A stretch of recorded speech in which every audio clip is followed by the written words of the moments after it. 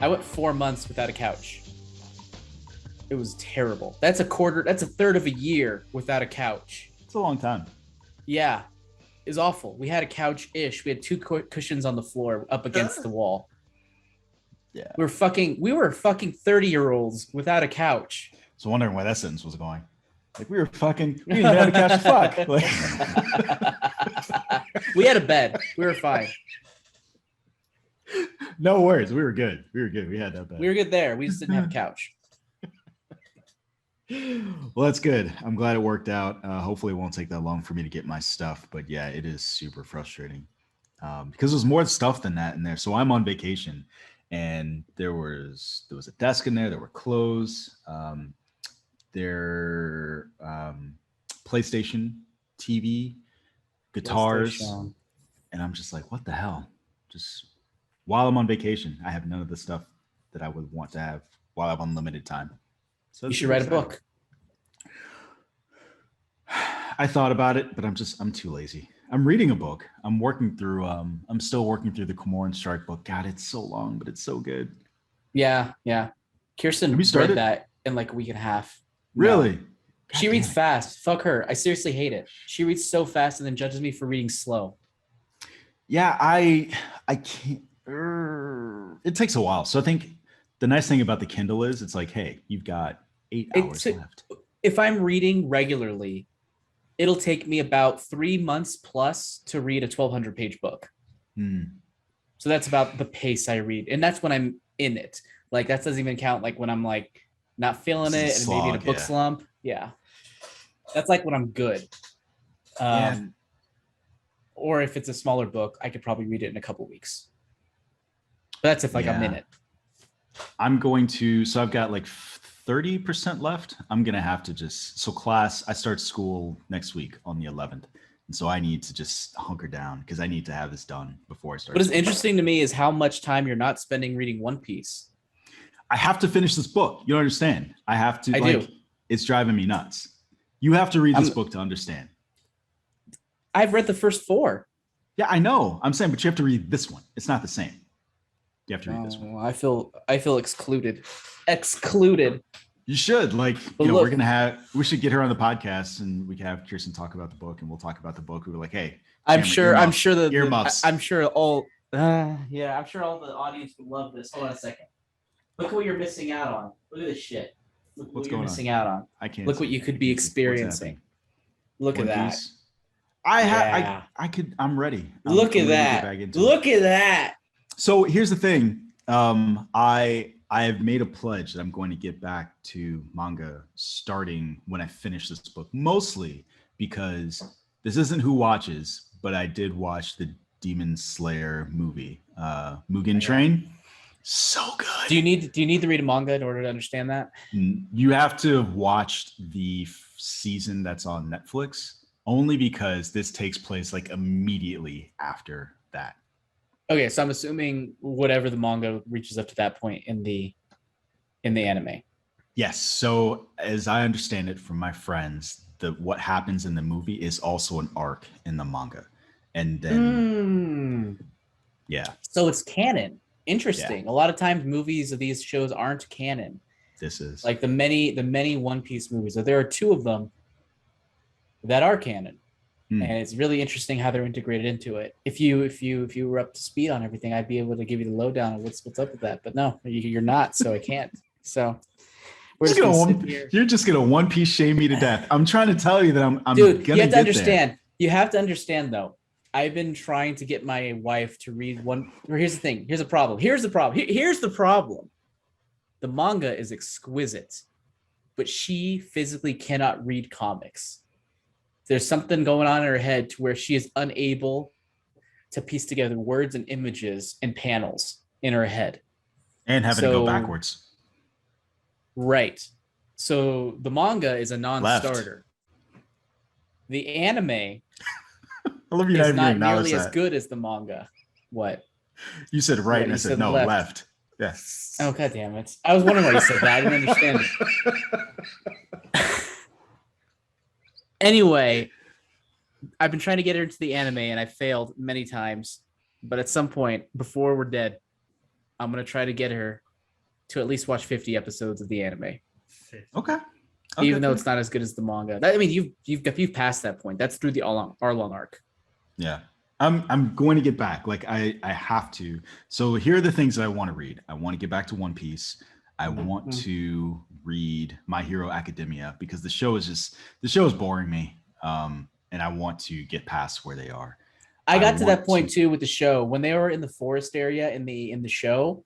Yeah, it was a slog. It got really kind of boring, and I was like, I got to get to the manga, but I'm like, it's the thing where you're trying to find where it is in the manga, and you don't quite get there, so you reread a lot of stuff, so you're not really engaged because you've seen it before. But go to Reddit.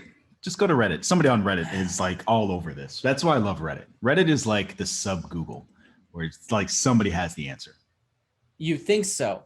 I'm not sure if you've seen my Twitter account lately, but so back when I was a child, a young lad of maybe 11 or 12, I was into Dragon Ball Z. Younger than that, I was into Dragon Ball Z. But like then, Dragon Ball GT was out in Japan, and my friend had gotten a hold of a video CD of like a random episode or two. And on it, they had a trailer for Initial D, which I thought was cool. And I'm actually impressed, like, oh, I actually ended up being a fan of that afterwards, which was awesome years later. And then there was another one where it was like this murder mystery thing where these people were running around some mansion or hotel and like running into people who have like on the ground impaled through their back with like a post, and they're like dead in the eyes. And I remember it very clearly what the song was playing in the trailer, not what song, but like what the song sounded like. And I've been wondering for years, what is that anime? I do not know. I went to tip of my tongue Reddit. Nobody knows anything. You're useless. The thing that you're saying is so vague. I did see that vague. tweet. I saw that tweet, but I think it's so vague where you're like, people are impaled. What is it? It's in a hotel. There was a bellhop, I think, that got slapped through. Hold on a second. I'm going to my Reddit to see if there's any more notifications about it. No one else has responded to it. Someone suggested Detective Conan, and I looked. I don't think it was that. For part of me was wondering if it was Detective Conan as well. I don't think it is. And then I've had one more suggestion. It's like, this looks like Umineko. And I'm like, bitch, that came out in 2008. I'm talking about like late 90s. And yeah. You're mad at the children. You're mad at the young people. Mad at the young people. Well, hello and welcome to Breaking Geek Radio, the podcast where we discuss books and manga, I guess manga books, and random anime shows, which Nick Dahl has no interest in. He's sitting there on his phone. Books. I zoomed out for the book. When you started talking about books, I was like, Twitter. This always reminds me. So like, I know back when I lived in LA, I had 5 roommates, and 2 of them were like kind of bro-y, and admittedly I kind of had a perspective about broies, but I just always remember this one moment where this guy and his girlfriend were there, and like his friend, my other roommate, came in and he had this box set of Game of Thrones, and he's like, yo, so I got these books for free, does anybody want them? And my other roommate and his girlfriend, they're like, books? And they started laughing. I'm like, what the fuck, what's happening? What world Revolution. is this? They just start a bonfire in the back. Oh God. So my roommate, my other roommate took it before I was able to take it, because I was like, I don't know about Game of Thrones, because it was like in 2011, 2010, and I was like, this is big. I don't know if I'm into it. I should have gotten them. I would have appreciated it. I still would have had them. I would have been able to read them. Oh man, And you'd have I've tried. Yeah, I've tried so hard. Well, here's the thing. I love the first one is so good, but nothing happens. Yeah. That's how I felt. Like, I'm engaged in the first book, but nothing happens. Books 2 and 3, fucking phenomenal. Book 4, boring as sin. I got halfway through it and stopped. But Which I'm one is going to book try to 4? get back to it. Feast for Crows. I'm trying to remember which one I was trying to read. It was whatever came out, whatever season of the show had come out. I was trying to read the next book because I was like, well, I've already seen the first 2 seasons, so, or whatever year we were in, because I think it was around the same time. And I was like, I can't. I'm bored. I can't. I had literally nothing to do. But I was like, I would rather. I think do you really else. have to get into it. You have to get into it. Like, I think you have to be like halfway into it in order to be like, you know what? this is not for me, because I feel like there's an adjustment, especially for his writing style. Sorry, Nick, we went back to books. But here's the thing. Here's the thing. So now I'm scared off by the show, and while I completely understand that the show's boring. have a different. I hate the show. Well, I didn't like the ending, and I don't want to invest that much time in all of those books to get an ending that is. So you've watched all the show? Yeah. Okay. I don't like the show. I watched the first 6.5 seasons, which everyone says are great, and I'm like, it's not for me. Yeah. I remember you got on me because I was saying like the ending just recontextualizes how much I just don't like the rest. I got on you probably because I don't like this idea that an ending can ruin a show. I'm an ending. I don't like it. I'm like, endings matter. If ending sucks, I'm like, you know what? The ending sucks, but those first 6 seasons, that was good time. So it's weird. I think it really just is an outlook on life type of thing. I think that this just goes to the core of who we are as people. And that there's just no universal answer for that. I think it's fascinating. I think it's a fascinating thing. Like, are you a beginning, middle, or end type person? And it sounds like you're very much the type of person that's like, well, I was entertained for those first however many seasons, so it wasn't a waste. And I'm just like, man, it was building to this thing and you just fucking let me down. I mean, yeah, could it have been better? Sure. But I still look back like, but still, that was a good time. Like, it did well what it did. And I can imagine it working better. Like right now, I actually recently had a revelation with Star Wars. I just decided that The Last Jedi, with the rebel or the resistance broken, but there being the glimmer of hope with Broom Boy and everything. That's the end. We don't need anything else. That's it. Star Wars Holiday Special, the new one, is the Lego episode one? 9 to me. Yeah, the Lego that one. That movie closes off everything. I still haven't watched episode it. 9. I watched 10 minutes of it. And I was like, "This is sorry," and then it's episode 9. It fits in continuity and answers most of the questions better than Rise of Skywalker. No, it doesn't. I mean, no, it doesn't. It probably does, but no. But yeah, Last Jedi. That is the proper ending. That is a pretty proper good ending. Yeah. Could have ended just that way. I'll take it. That you just fixed the trilogy for me because I've stopped watching all of them and liking all of them because there's no ending. But that's a pretty decent ending. It's a good ending, right? Like, it's a little bit bittersweet. It's like, it's a little bit like, but there's implied hope and like a way to the future. It's like, I don't need to see it. I like to imagine how hope happened here. I like to imagine that other Jedi rose up maybe 5 to 10 years later and were able to take on the mantle. Well, here's what I like about it. What I like about it is it's true to life. And especially what we've seen in this universe where everything is just a retread, right? The First Order is just the Empire all over again, which is just like real life. And the people nowadays don't recognize real history for what it is. Like, you see the same type of people pop up. Wait a second. In order for that to be true, Nazis would have to be coming back. Yeah. I know. And we haven't seen them yet, and maybe we will. But they're when hiding we do, somewhere very quietly, probably online somewhere, but not saying anything. Probably. But like, Broom Boy will be ready. And that's what I like, right? It's the idea that we're just going to see a repeat of what happens in history. And so there will always be people who will fight them. Yes. Anyway, I think Rian Johnson made a better ending to Star Wars than who directed that the Return of the Jedi. I forget his name. Abrams? He's the Return of the Jedi. George he's the forgotten. No, he's the Kazan? forgotten director. No, Kazan didn't direct anything. Kazan's a writer. You fool. I thought you directed. Who directed the second one? Irving Kershner. Irving Kershner. Oh, right. I can't name who did the third one though. Yeah, no one Return can. of the Jedi is the ending. Okay, but I mean, but then the other two shouldn't be about a chosen one anymore. They're just Star Wars movies. Richard Marquand. That's Never it. heard of him. He's the forgotten one. Whew. You know why? Ewoks. Anyway. I like Ewoks. Man, all right. You want to see? Yeah, I mean, they're cute, but it's the idea that they could defeat the Empire like that. But they didn't by themselves. It's like the littlest people can top the biggest empire with the help of a bunch of bigger people. I guess. Who do most of the work. All the Ewoks do is knock out a few stormtroopers and take over I mean, they kill. Yeah, they killed a couple ATST. ATSTs. They With use the the giant ATST logs. to kill other ones. Yeah, that's true. They use the old Home Alone. The part that really- Seven Samurai. The part that always struck me at the end was the one where that one Ewok was in the hang glider, and it shot a hole in it, the AT-AT, and then it fell and crashed, and the other person's like, "Hey, dead. are you alive?" Yeah, and he's just like, and then, like, goes, I was like, "Oh The no, little moan. he's dead." Yeah. You're gonna kill me.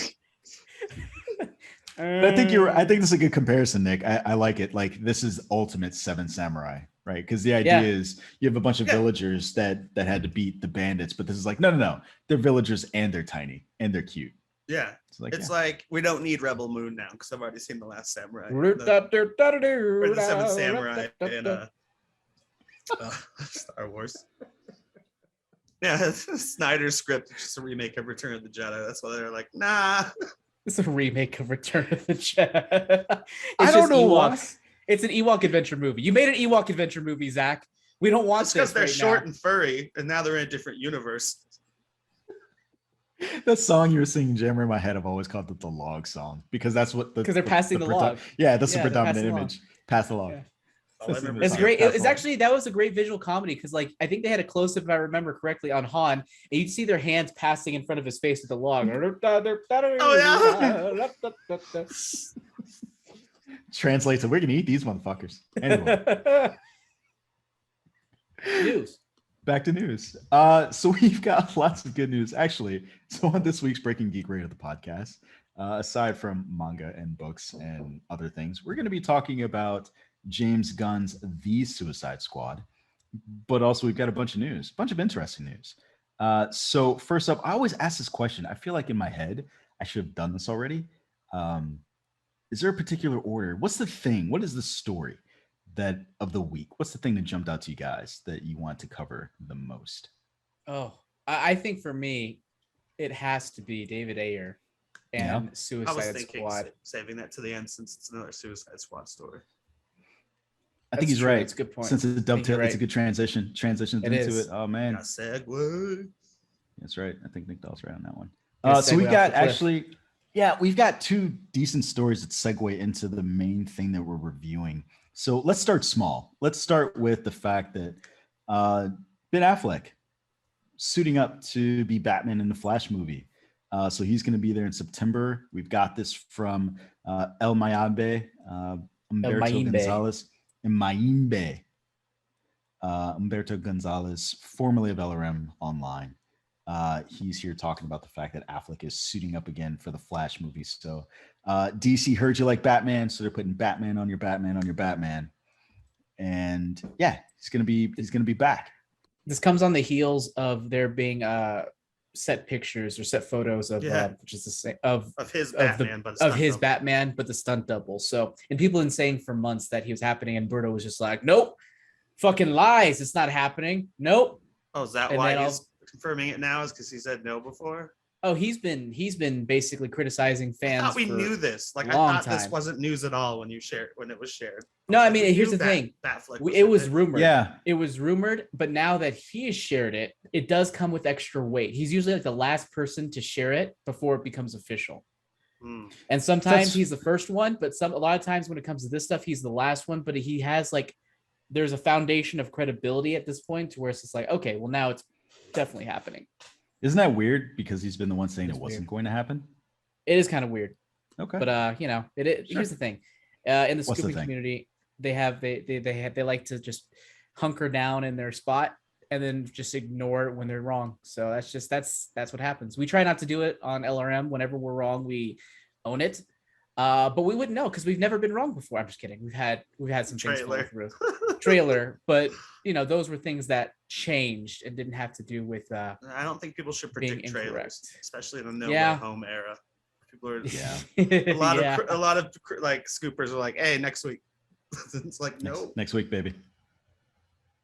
We've got more Flash casting news for you. It is potentially the idea that Henry Cavill is going to appear in the Flash. What I think is interesting, because given that extra little tidbit that Jammer threw in there, Humberto Gonzalez also said that this was not going to happen. So not knowing that bit about the Batman makes this story extra funny. So I'm curious, do you guys care or want to see Cavill again in the Flash?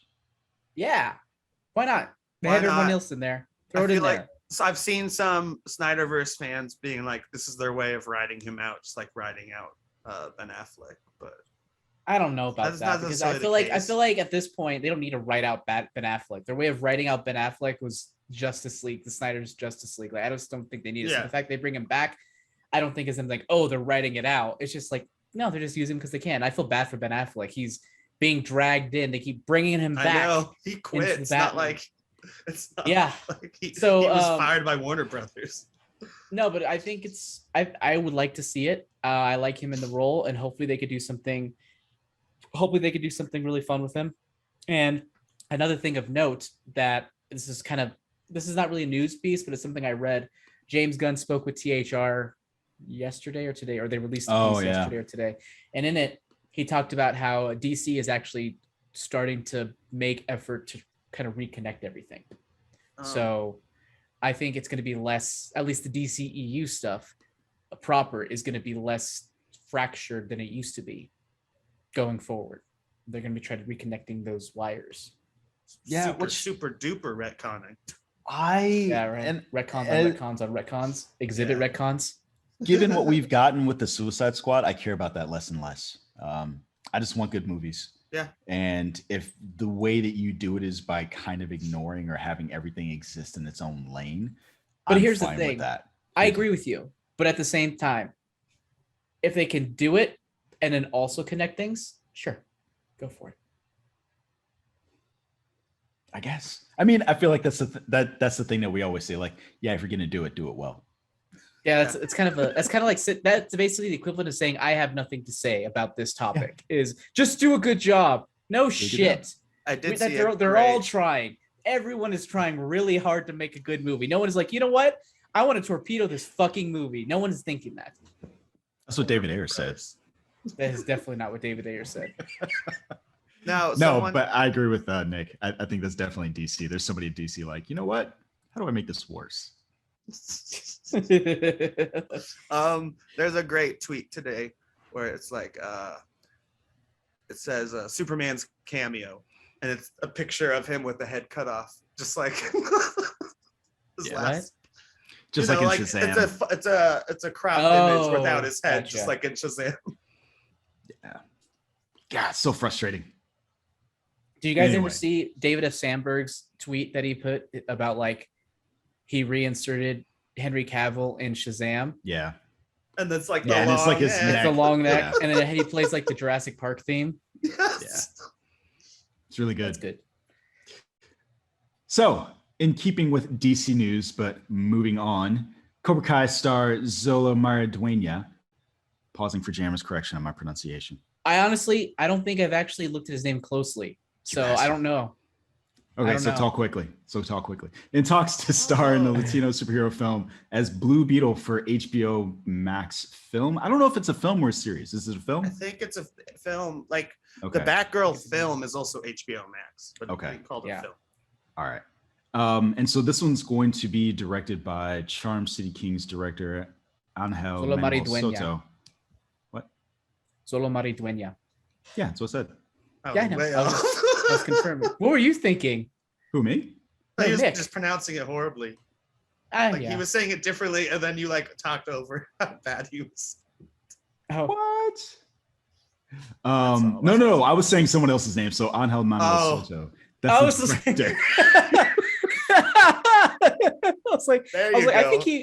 I thought he was pretty close, like maybe a little bit off, like the A's always pronounced, but overall it was good. And it was just a completely different name. That's why it sounded so different.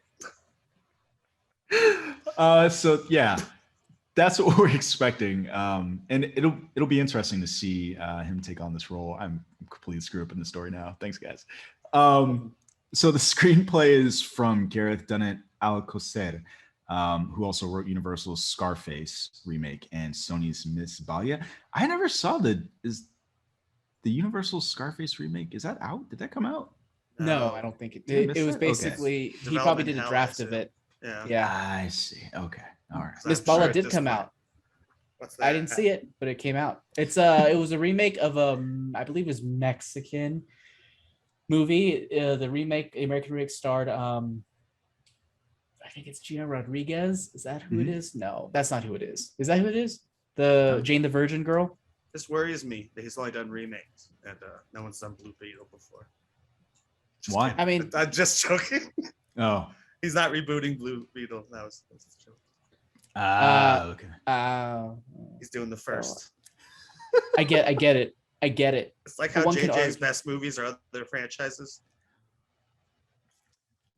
Anyway, yeah. So I mean, sure, I'm excited for this. The fact, I mean, we have exactly one Latino superhero right now in movies. 3. Name all 3. And now you get 3. I was about to say you get 3 now. You get Supergirl, Blue Beetle, Supergirl, and Batgirl. Oh, I forgot about, but it hasn't come out yet. I'm talking about currently. Blue Beetle. That's not the point. Blue Beetle's even the Blue third Beetle. guy cast out of that. I'm talking about what exists currently. Oh, okay. Who is David Ayer's out dude there. in Suicide Squad? I can't think of his name right now. Fire dude. El El Diablo. Diablo? Yeah, El Diablo. But he was a villain. He don't count. That's not how that movie ended. He was a hero. Mm-hmm. They were family. Okay, so who is it? Who is it? Let's hear it. Oh, it's the guy from Falcon and the Winter Soldier who's going to be the Falcon, the new Falcon. Wait a minute. So Danny got on Ramirez? us. Wait, let me see if I get this straight. I name people who were legit heroes that have movies coming out, and you're just like, oh, the dude from the unconfirmed. But he's out. But he's got the wings, and he's already been in a movie. No. All he said was been keep them. in a thing. And he's been in a TV show. You know, they're No, fair enough. No, fair enough. All right, No. all right. I'll take it. No. I'll take this. I'm serving I'll up take this like loss. I'm serving up hotcakes, and you're just like, hey, here's this hot dog water. Useless. Fine, Jonesy. Jonesy 1, Joe 0, Jammer 0. Anything else to say about Cobra Kai being cast as Blue Beetle? No, but it's really interesting though. Like whenever you see him outside of Cobra Kai, I'm like, I feel like he's like looks so different, so he looks different. old I'm as like, hell. He looks much. He looks older. old. He's like he's like buffer, and he's just like doesn't have that awkward stance that he had in Cobra Kai. I'm like, oh yeah, you're completely different looking. Yeah, he's a good actor. I could buy you as a superhero. Probably. He's not the right Blue Beetle, but I still want to see a Booster Gold Blue Beetle. What do you So mean what you're not the saying right is Blue Beetle? he wants a white Blue Beetle. That's what No, he's no, saying. I'm just saying it You doesn't want matter Ted which Kord? Blue Beetle he is, but it's not the one that usually teams up with Booster Gold. But I just want a Booster Gold Blue Beetle movie with this guy. No, I think you could do either one. No, So but you're talking about Ted Kord and Booster Gold, right? And I don't think it matters. You could have introduce this guy in his own movie. James Gunn, you know, the other story about him is that Walter Hamada or someone said he's absolutely coming back for more projects. And people were like pitching them to James Gunn. I think he even had a tweet where he was like, what do you think I should do? You know, people were just speculating what it could be. I'm like, well, it's definitely the Suicide Squad 2 or Suicide Squad 3. But I think he would be perfect for either just a Booster Gold movie or a Booster Gold and Blue Beetle movie, which would be like the ultimate funny, like Deadpool / Spider-Man team up that we're not gonna get on the Marvel side. Because those Why don't two they are just give great him? together. Why don't they just give him? They should just give him Deadpool 3. Sure, why not? That's it. Yeah. Let him do whatever. That would be cool to see Taika do Deadpool 3 with his That too. R-rated chops. That would also be good. But Taika's busy. Yeah, Taika's he's got super shit busy. to do. Speaking of which, He's you guys see that busy doing Flash fucking Gordon? cameos. He's Doing doing a fucking live action cameos. Flash Gordon. Doing Flash Gordon and fucking cameos in the Suicide Squad. Really I random. saw it. I didn't think I'd see him because it was a small. Anyway, we won't spoil that. But I mean, I'm it's like, not I forgot he was quick, in isn't it until I saw him. I was like, oh, the opening credits have his name. And then when I saw him, I was like, Yeah. All right, there he is. there he is. All right. There was one more thing, and I totally forgot what it was. Oh, that's what it was. There was more Flash. There was a lot of Flash news this week. It's like it's all just coming out. I guess because they're happening. filming stuff. Yeah, I guess this movie is happening now after fall starts for the Flash. Yeah, it's actually happening. We got some news about who the potential villain could be. It's going to be Nega Berry. Negaberry. I love Not Scott Reverse Pilgrim. Flash. No. Not Yeah. Reverse Flash, which is kind of surprising, given that the story is supposed to be heavily influenced by Flashpoint. We are not getting Zoom, aka Reverse Flash. We're getting Reverse Barry, which is interesting. Yeah. What do you got? How do you guys feel about that? I actually at first I was like, why not use Reverse Flash? But then I'm like, oh yeah, the TV show like used the speedsters and like drove them into the ground. Yeah. Like, every season it's like Zoom Reverse Flash. But Nega Nega Barry is still a speedster. Yeah, I know, but I don't think they've done Evil Barry, and it makes sense with the story, I'm sure, because if he's opening timelines and multiverses and stuff, then there's got to be a Barry variant who's an asshole. A variant, as it were. Variant. But yeah, we should call the next COVID variant Barryment. Variant. What? Variant vaccine. So yeah, do you Jammer, how do you feel? You want you some Zoom? I mean, I don't care. Just do it good. Yeah, but at the same time, like also like I don't put too much connection with the show. As you mentioned, the speedsters they drove the show to the ground, or the speedsters to the ground. Like I don't mind doing more speedsters, so I'm not against the idea of Reverse Flash, but maybe this idea that they already have a million other characters, maybe somehow consolidating the villain into a negative version of Barry is a way to keep the character count down. Does that make any sense? Not really. It doesn't really the make actor any count sense. down. We're over on budget. DC, yeah. Barry, how do you feel about getting a little bit more money for twice the work? Barry, what the hell is his name? Ezra. Wait. Ezra. He's like, I well, called the him Harry Barry. Potter franchise ain't doing great right now, so DC money would be nice. And I haven't choked anybody in a while, so I guess I might as well. Yeah, nothing ever happened with that. Nothing ever happened with that. That was fascinating. I'm like, which movie did it? Oh yeah, that wasn't. Oh yeah, no, that was the movie of life. I'm like, did he choke someone in Fantastic Beasts? I don't remember. Nah, he was like Wayne Brady. He choked somebody out. I think it's interesting. I hope it's not. So this is my concern. I hope it's not a change for the sake of change, and that it's a change that actually has some sort of real impact on the story. Because we've seen that before, right? Where they take a comic book movie and instead of doing this one thing, they're just like, let's just change it. Like, why? Yeah. Just because. Like almost like, I don't want to bring up goddamn Star Wars again, but like the Wayfinder versus the holocron, right? Like if you had called it one thing versus another, all the Star Wars fans would have freaked out, and instead you called it something completely different. Everybody's like, why? Why did you? The general audiences, it finds things. Just cause it finds things. So I hope it's not Negaberry just for the sake of like, well, we don't want to do the work of trying to explain who Zoom is. Nega Scott. Sorry, yeah, Love Scott that movie. Pilgrim's really good. Yeah, It is really good.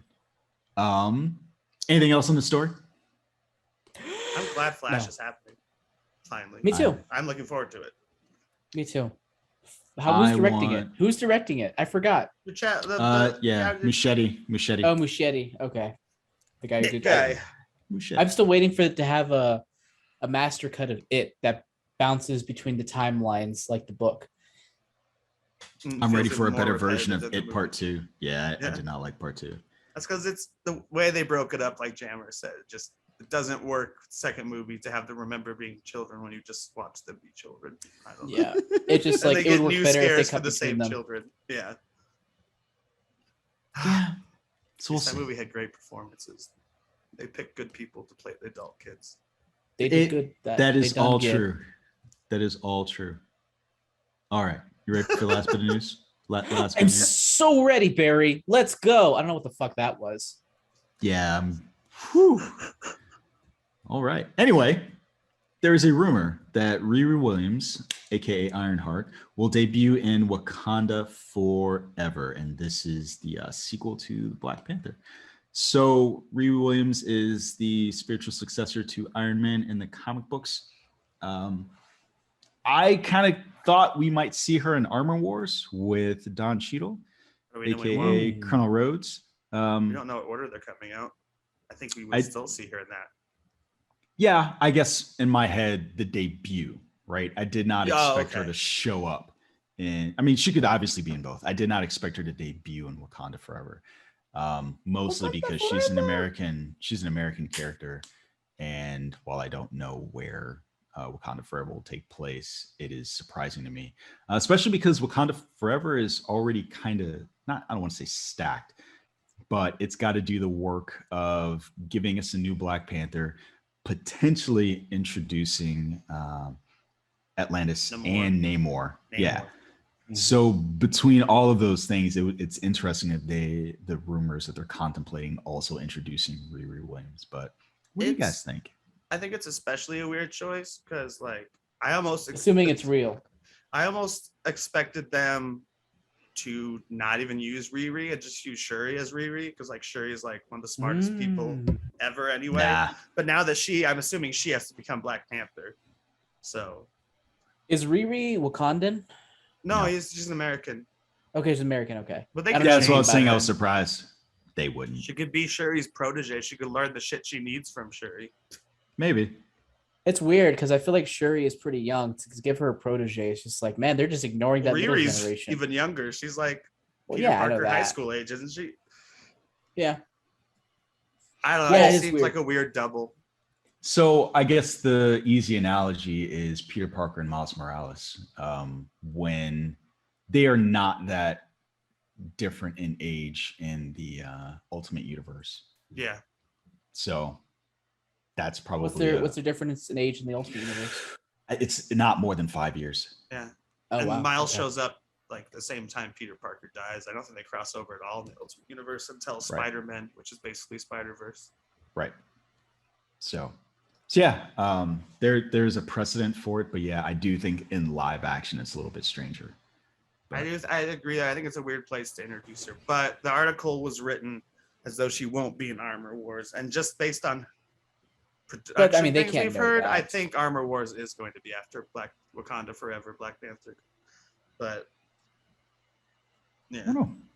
Because I do not have her in Armor Wars, but it's like, to be fair, based on the rumor, just to get the wording proper, they said that the source they trust seemingly confirmed that she will pop up in Wakanda Forever, not necessarily be introduced then. Oh, so if Armor Wars does come first, is there a difference between being introduced and popping up? Yeah, because if she's introduced before that, if Armor Wars does come first, if Armor Wars comes up before, which I don't know when it would happen. Yeah, I can't picture an Armor Wars that doesn't have her in it, especially since we know she's being introduced. Right, but we don't know when that's happening. Yeah, so we don't know. And again, Armor Wars only cast Don Cheadle so far? So yeah. Hopefully Justin Hammer. Oh, please. I really want Justin Hammer so bad. I really want Justin Hammer. So good. How did that happen? Like, that movie was so hated, but everyone loves Justin Hammer. It's not bad. I want to rewatch it. It's boring. I like it. Mickey Rourke is that movie's weakness. Why? You don't like the bird? You don't like his bird. Bring him his bird. Things I don't like. Where's my bird? The actor insisted. My favorite part of that movie was the part where Justin Hammer was just like, try to put that on your head. He's like, I can't put it on my head. I just like every moment in that movie he's trying to be Stark. Like whether he's charming the same reporter he slept with in the first movie, or he's like doing a little dance on stage and no one's reacting to it. Yeah, it's so sad. Yeah. That's like me in my writing career. Pay attention to me, love me. I'm here, guys. Did you guys? I can't remember if I knew this, and I don't think I did. Did you know that he auditioned to be Iron Man? No, but that's totally why they gave him Hammer. That happens a lot. Yeah, it does. So just like Cillian Murphy auditioned to be Batman, same thing. That's Cillian Murphy. Whatever. I'm not Irish. Cillian. Imagine if Nick said that every single time he mispronounced something. I wouldn't have anything to say. I'd be like, you know what? Notice I didn't even try the Hispanic names today. That was all Jonesy trying. Hey, he succeeded. Mostly. What I like about it is it kind of dovetails into the Suicide Squad thing. So I don't know if you guys saw, there was an article this week where they talked about the fact that basically anybody with wit could have played Iron Man. And so part of what James Gunn said was he had seen the auditions and he said that's bullshit. And I was like, you know what? Who did try out to be Iron Man? And so that led me down this rabbit hole. He was one of the people. That is a bullshit article. Like, wrong take. But here's the Wrong question: take. is it actually bullshit? Because everyone has been talking about it for the past week. So they won.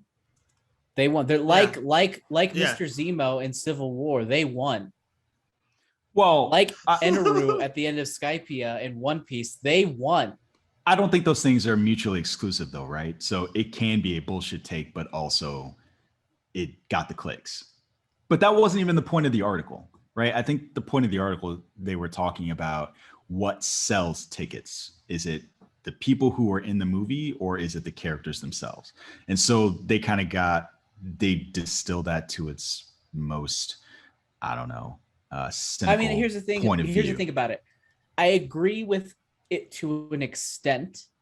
Like, does it matter what name is on the poster? Not as much, but what matters is the performance they bring. And the reality is that Robert Downey Jr. made that character what Charmed it was. It would not have been that. Charmed critics. And made, yeah. So like that one was especially unique because it started things. You know, no one had any faith going into it. So it's like that. It's weird that they picked on that one. I feel like they could have picked literally any other movie. They could have picked, and I think people would have been less argumentative about it. They could have said that about Thor, even though I love Chris Hemsworth. Anyone probably could have played Thor in that first movie. To be clear, I think he's now grown the role to the point where no one wants to imagine another Thor. But for that first movie, it was him. Anyone probably could have played Star-Lord. But again, we have to make sure those performances are good enough to where they could capture the heart. So it's not the name. In that sense, they're correct. It is the character mixed in with the actual performance. Well, I would say Iron Man's not even as big of a character as Daredevil before the movies came out. Oh, yeah, definitely Daredevil flopped the year after Spider-Man came out. People were into Marvel and ready, and then Daredevil, I think, was the next one, and they were like, eh. I think so. This could have been another Daredevil.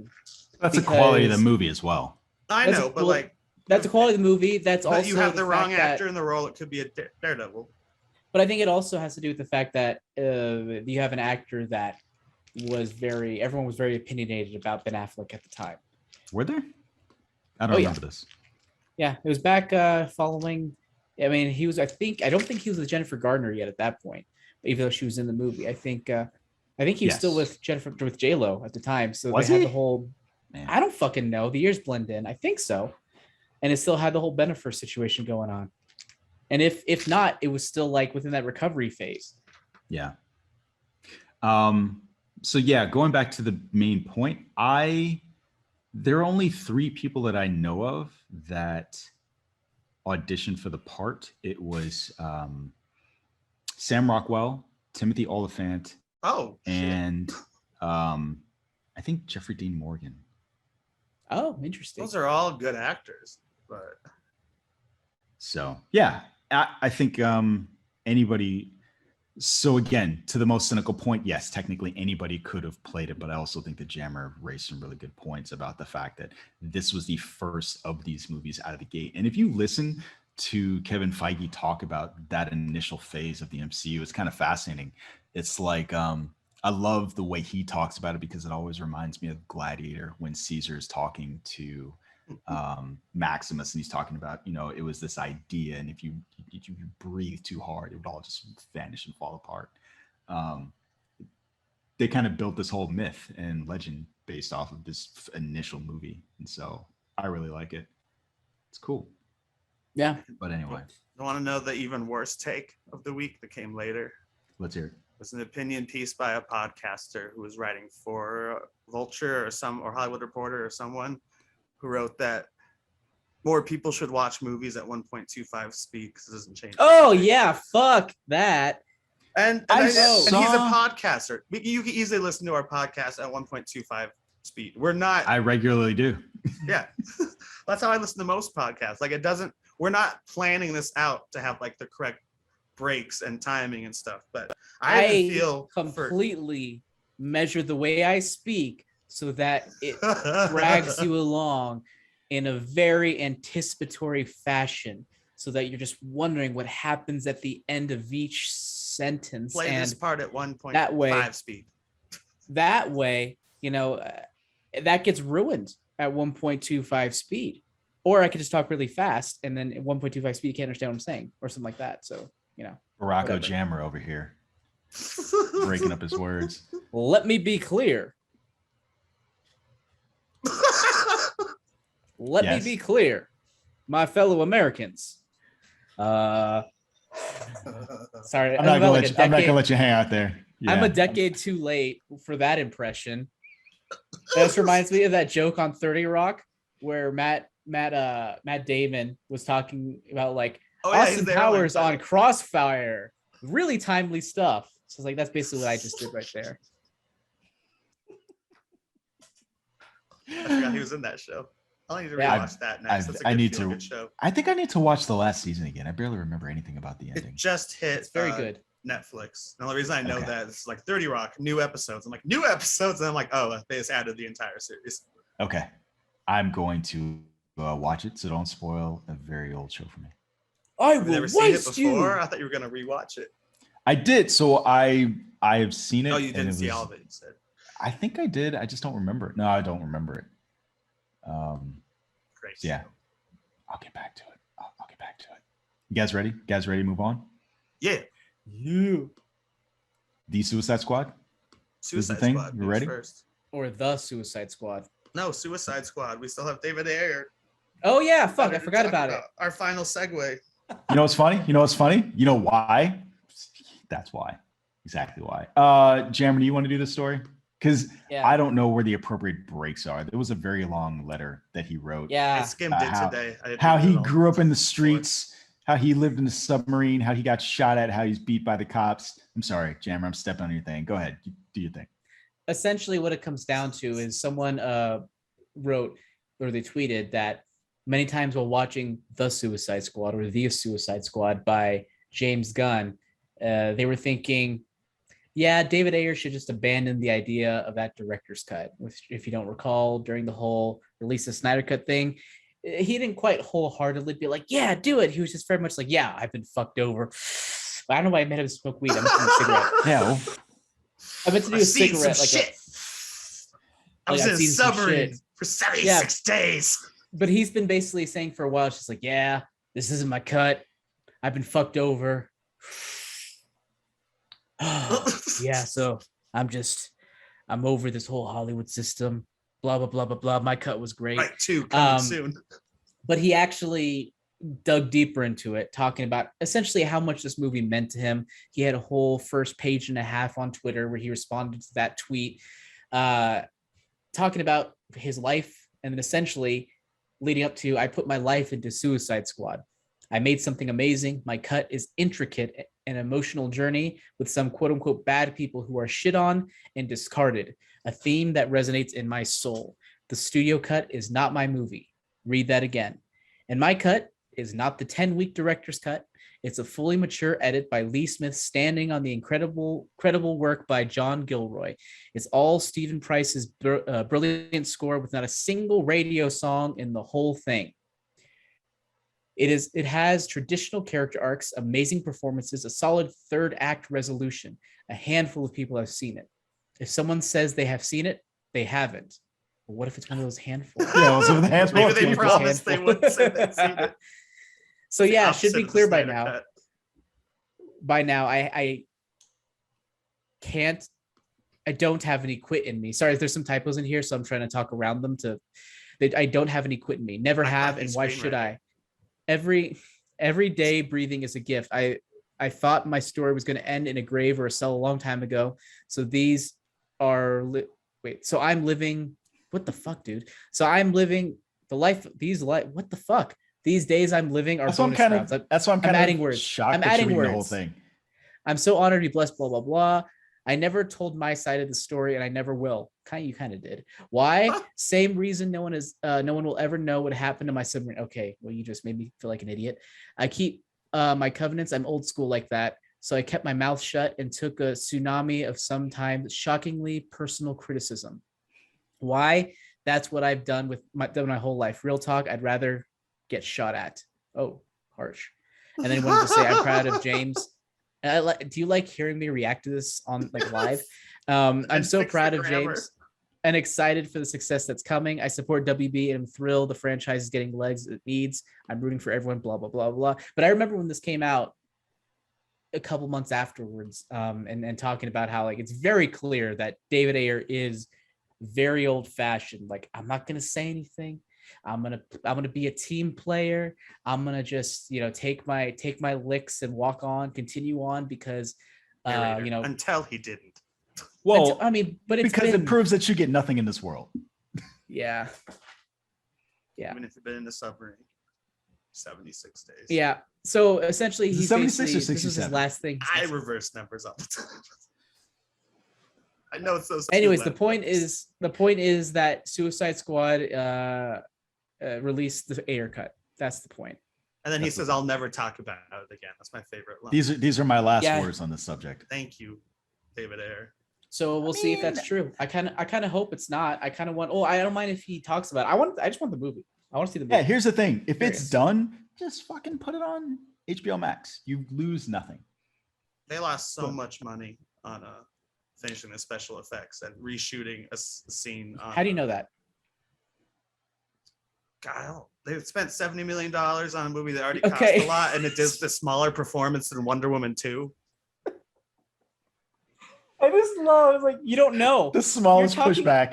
You're talking out of your ass. You have no idea. You have no I know it evidence had to a back up smaller your opening thesis. weekend than Godzilla vs. Kong, Mortal Kombat, and Wonder Woman. He's done 2. his own reresearch. He's done his own research on the No, they variant. said these things. They showed the graph for all of them and the subscriber growth. And He's stuff. done his own research on the Snyder variant.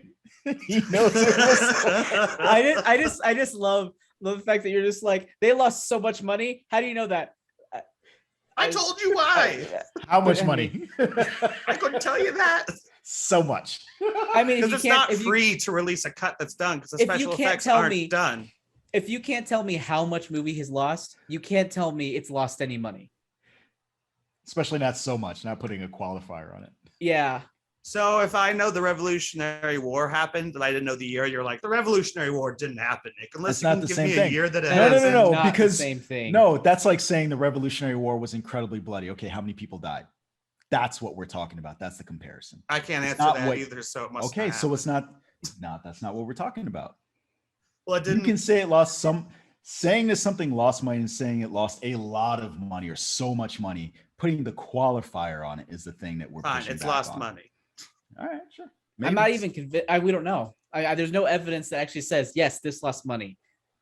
There's no numbers. All you can look is at the subscriber numbers. That's really all we can Here's the look at thing. outside. I agree. That is all we can look at. So we can't definitively say whether or not anything has lost or made money. Okay. And I agree with you, but I mean, but that's the thing. I don't mind. I just want to make sure that we're keeping ourselves in check and making sure we're not just saying things because you know what? It didn't feel like that movie made money. So you know what? It didn't make any money. I want to make sure we're not doing that. data, so. Okay.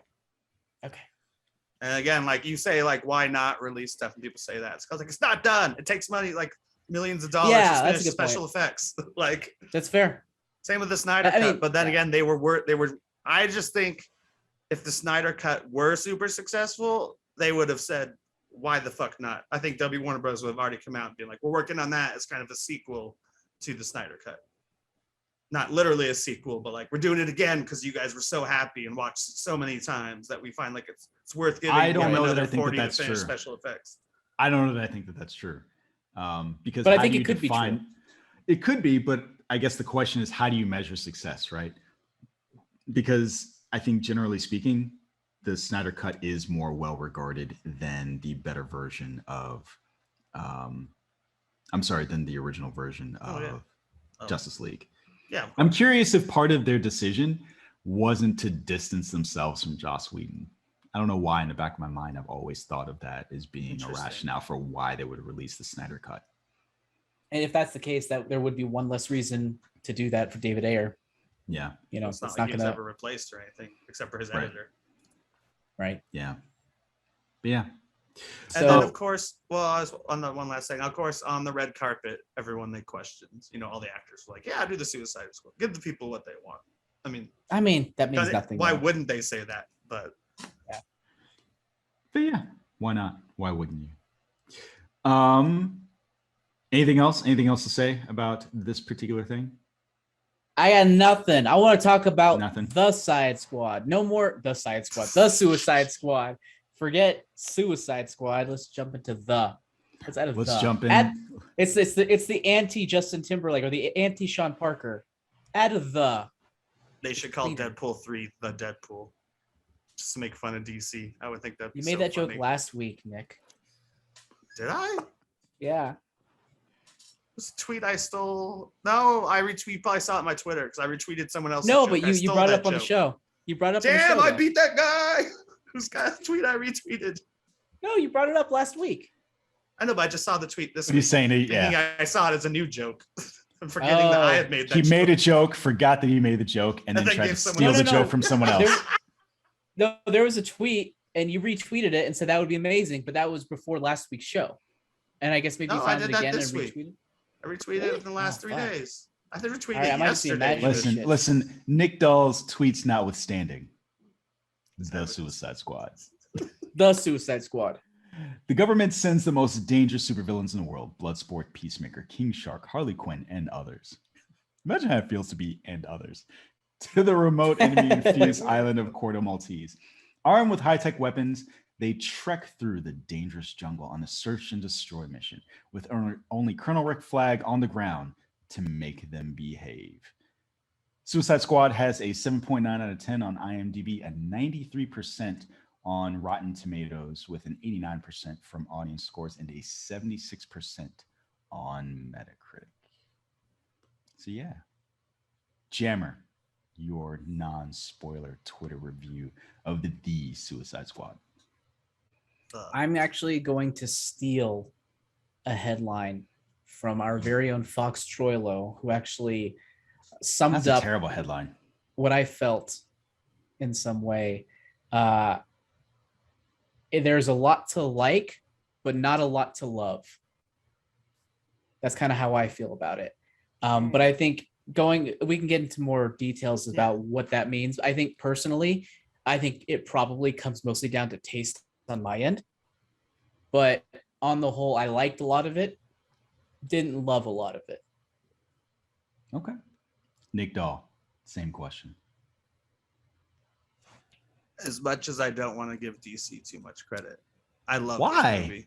I love this. I'm always okay with DC failing once in a while, and they've had a lot of movies that have tried to turn me away from the entire universe. They did not specific. Nick, they didn't go like, you know what, that guy, fucking Nick Dahl in Colorado, fuck that guy. Let's release this movie. They also didn't look at Jammer and was like, well, he didn't love everything, so we should have done a better job. How is that remotely the same thing, Nick? That's not remotely same thing. I didn't say it was about making them for me. I'm just saying they've obviously had bad movies in there, including a movie called Suicide Squad already. So yeah, I loved it. Yeah. Okay. That's your Twitter review. I loved it. Okay. So from my Twitter review, I don't have anything cute to say about this movie. I enjoyed it. I loved the hell of it. From beginning to end, I was giggling and laughing to the point where I saw it in a theater and I was laughing so hard. It's been a while since I've been in the movie theater, and I had to keep looking around to make sure I wasn't irritating people with how hard I was laughing. I just enjoyed the hell of it. And they made great use of an R rating.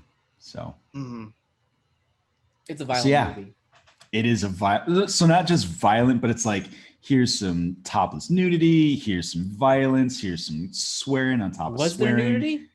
Yeah, there was. What? They went to a gentleman's club. Are you being? Were you drunk? You did drink. No. You had a beer. Here's I think that might have. Him during it. Here's the thing.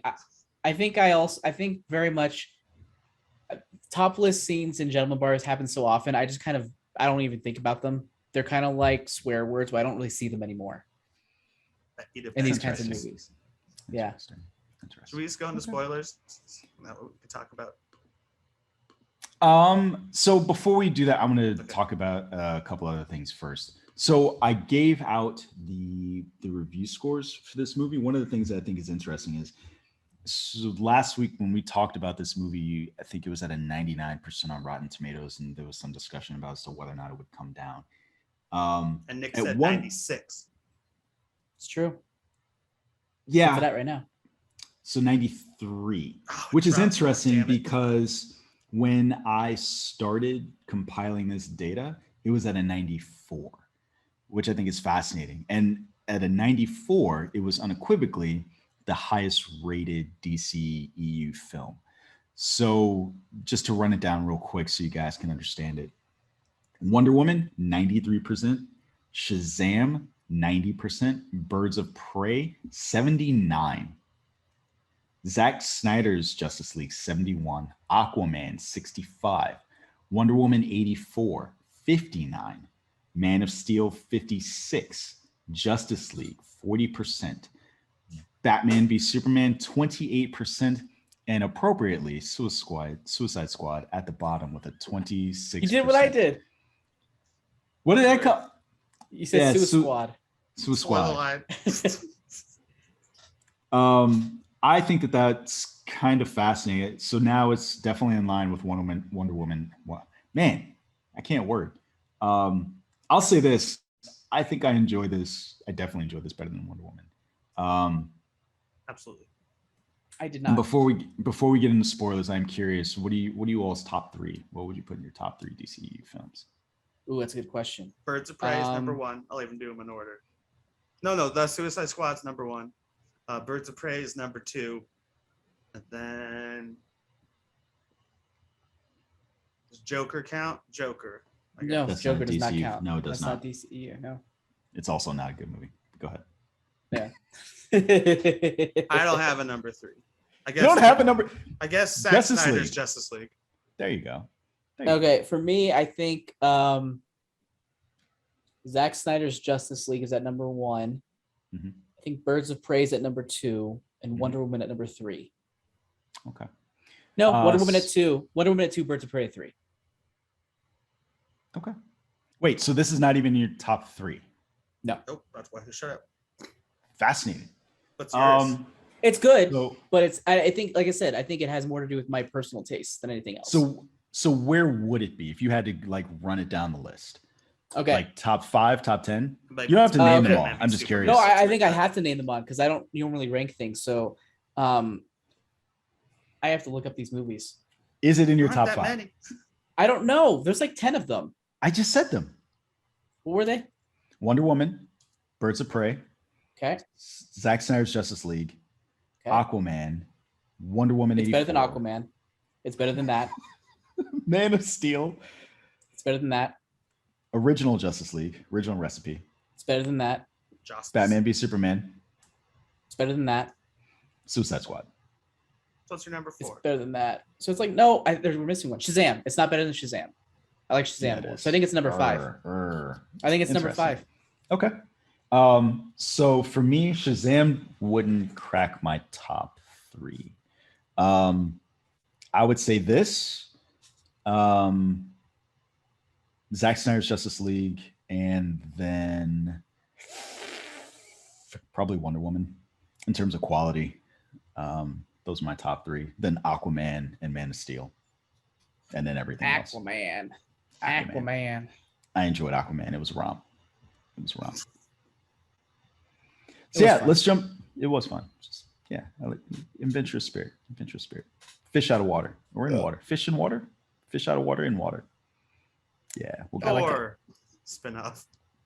Thor. Yeah. Thor meets Captain Thor in America water. because he jumps out of a plane without parachutes. Gotta have some adventure in. So what is it? Some Indiana Jones? What would you call it? National Treasure? Everyone says it's Indiana Jones-esque, and they all mean National Treasure-esque. I can see that. I can see that. I can agree with that. What's the I think I difference? agree with What's the that. distinction? What's the difference? The quality. Okay, no, that's You don't no, think Indiana Jones is better than no, but that's what? I don't know. I don't know about Aquaman because I've never seen it. You- I'm just saying that. Shammer, how long have we been doing this? You have to ask these questions. You have to know what you're agreeing with before you say you agree. I mean, I can just say Fail they're the fundamental. test. They feel different. Like Indiana Jones is more adventure and National Treasure is more history. Yeah, that's why I think Indiana Jones fits. Like, it's not strict. It's a mix. It's a mashup. But I would not knock it based on quality. Quality would. And not how be the dare you? distinct- National Treasure is better than Indiana Jones. Just a National Treasure is a National Treasure, and you missed out. I mean, that would be obvious. I think it's the obvious one. That's like saying You're saying you never go for the obvious joke? Is that what we're saying? Not once. Never once. Mm. Roll the clip. I'm not gonna find the clip.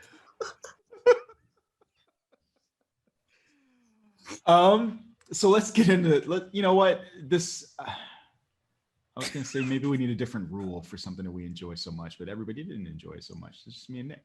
But let's just jump into. No, I mean, wait. Here's the thing. Like, I mean, I thought it was good. I thought it was really good, but I mean, I didn't love it as much as everyone else. Man, I loved it so much. But I can't hate people for rewatch saying it they today, like. bro. They So liked it. let's a hear your lot. I don't. quibbles. Let's hear your quibbles.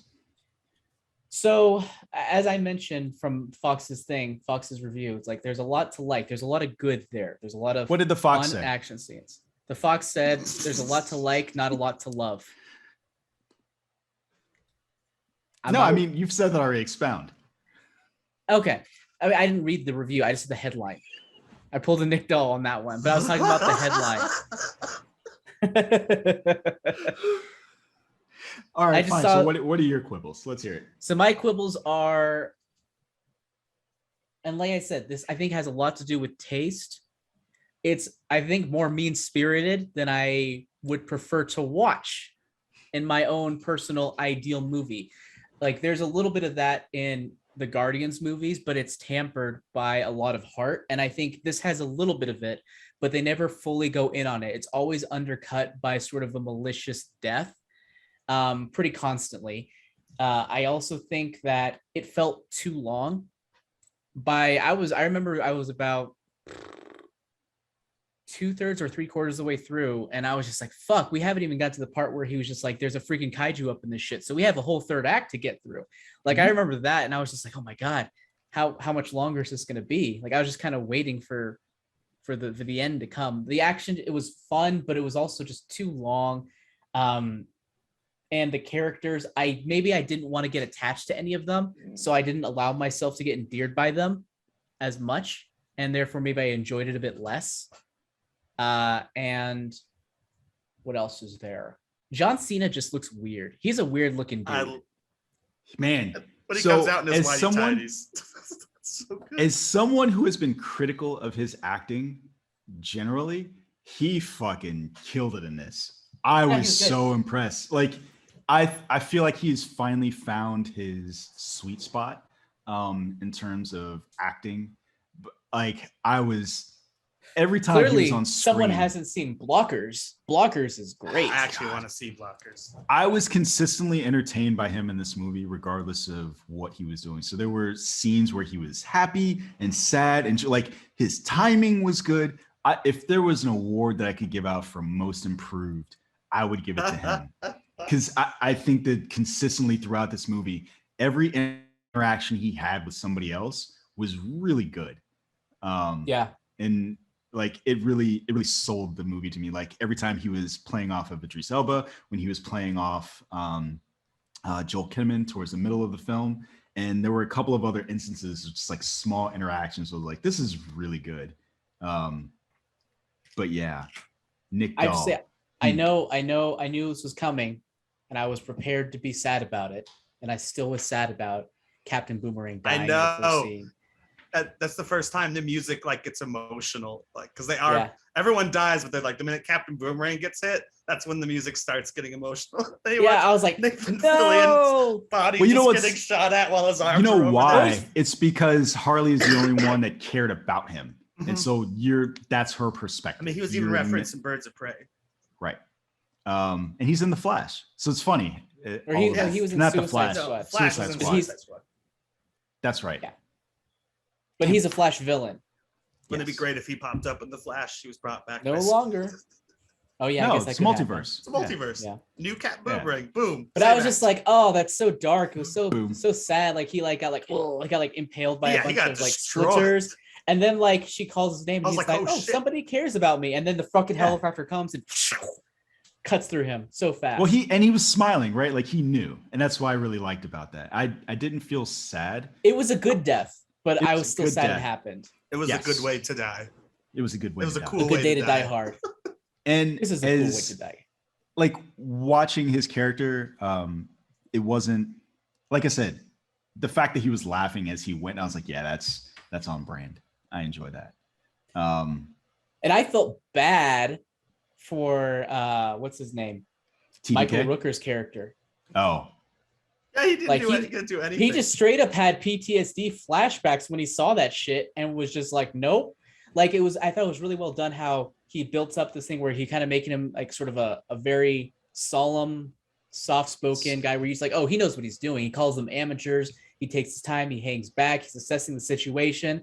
But then the second the explosion starts happening, it's just like survival completely out of his control, panicked. And it was real. And I think that's like, I thought it was great filmmaking, but it made me feel really sad. And it was very mean spirited because it was kind of overall played for laughs, but it was like, Was it? not him, but like all of them dying. I felt like were mostly played for laughs. It was the task force. No, the X-Force scene. And you knew it was Yeah. gonna be that because Yeah. I don't watch the trailers in depth. I don't like scroll through them, but I've seen all the trailers. So like, you know, when that lineup is in the helicopter that only Harley Quinn and Joel Kinnaman are gonna, Right. Rick Flag are gonna make it out of this. I love the Yeah. Weasel just drowns right off the bat. And That was really he's funny. like, did anyone That was check if good. Weasel can swim? And then she just looks at the dude who's just like, shit, that was my job, wasn't it? Because and it's even like a joke before he drowns where like everyone's jumping in, he's like, as he falls. I think one of the things I appreciated about this movie was Jammer, you said the length. I appreciated the editing because what it seemed to do really well was keep surprises until later on in the film. The fact that it was jumping back and forth in time did a good job of keeping tension in the movie. So every time they moved from one place to another, you didn't know what was going to happen next. You didn't know what was going to come because they said, I think they said 3 weeks earlier or 3 days earlier. Yeah. Three. I think 3 weeks or 3 days, three something. Yeah. Earlier. And then even towards the end of the movie, like 8 minutes earlier, like they moved around in a way that kept tension within the film. And I really enjoyed that. So yeah, that was fun. Nick, you haven't gone yet. What do you think? What'd you think of this movie? How sad should Will Smith be? I don't know. I just like how I really do like the comparison that Idris Elba's character is basically Deadshot again with a daughter, only it's not a sweet relationship with his daughter. It was like, a very get the real fuck out of moment where here. he was just saying "fuck you," or they're just saying "fuck you" through, like Because glass. going into I'm the like, film, I thought he was like, a Deadshot replacement, but most audience I fans mean, he kind of is. wouldn't notice. Yeah, but they twist it like that. I'm like, oh god, he has a daughter too. But it's just like the opening scene where you're like, fuck, what happens when these two characters, and then you go back and meet the B Squad. Like a lot of that, it's all about playing off expectations. Or the scene with where they murder that camp full of people and they're like her liberator army. Oh, so Yeah. good. That was Just a great scene. stuff I like love that. the choreography, the way they actually showed them killing people off one by one. So well done. Really Yeah. fun, really cool. And then just that cut where they're sitting there with their guns and they're just like, Oh, fuck. We've murdered everyone. We murdered everybody. It was No, so it- good. No, it started with, we didn't see anybody. And Polka Dot Man is like, yeah, we killed them all. Yeah. I pretend they were I- my mom and I killed them. I don't. I love Polka Dot. Polka Dot Man's my favorite. I love that yeah, actor. He's been all they over were- DC. There were two surprises for me. Polka Dot Man was one, and then Ratcatcher 2. Right. Yeah. Yeah. She was I great. love when movies do that. So watching the trailer, you would not expect her to be the heart of the film. Absolutely and then not. she absolutely was, which is Some might fantastic. say she was the cyborg of the movie. She Sorry. was a cyborg in the movie. I'm sorry. I really enjoy that and her relationship with her father. I can't tell, did I feel that relationship because they did a good job or because it was Taika Waititi? And I am I think they did a good automatically job. now They Yeah. did a good job. It took me a few seconds to recognize Taika. What? Because they're like, I don't know, just a few seconds, and then I'm like, oh, okay. They didn't show his face as much at first. He was like, They did not. Yeah. But then when he's on his side, you're like, because it's not like he even got to use his voice that really defines him. I mean, I know what he looks like, obviously. I mean, he did. That is his used it voice. Later. He used But it he later. talks? I didn't remember him Yeah. talking. Yeah. Remember, she was just like, "Why rats?" He's like, "Because they're the lowest, least respected of creatures, and the lowest surprise or some shit." I don't remember. No, he said if they have a purpose, then we do too. Yeah, that's it. Did you fall asleep in the movie? No, I had a few drinks, but I didn't fall asleep. I had weed, but I avoided. I didn't use my friend's like rig with like. Where you, like, I mean, steam I it was or high, but I wasn't Yeah. like fucked up. I wouldn't do the fucked up stuff. But another thing I really liked is the alien twist, where John Cena is basically the government agent who's like, I'm here to collect samples. Not like, Oh, okay. Which is like the twist same twist from movie Alien. Okay, where not Ian like Holm Oh is like, yeah. where Ian Holm was like, you guys' lives don't matter.